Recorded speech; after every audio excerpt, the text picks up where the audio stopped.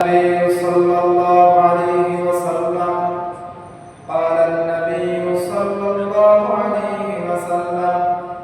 إن الركن والحجر والمقام ياقوتان من ياقوت الجنة আল্লাহ নবী বলেন যে সাহাবীরা তোমরা শুনে রাখো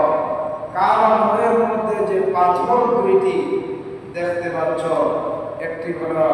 হাজরে আসওয়াদ আরেকটি হলো মাকামে ইব্রাহিম এই দুই পাথর আল্লাহ রাব্বুল আলামিন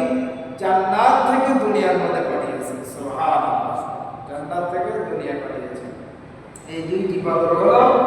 জান্নাতি ইয়াকুত পাথর এরপরে আল্লাহ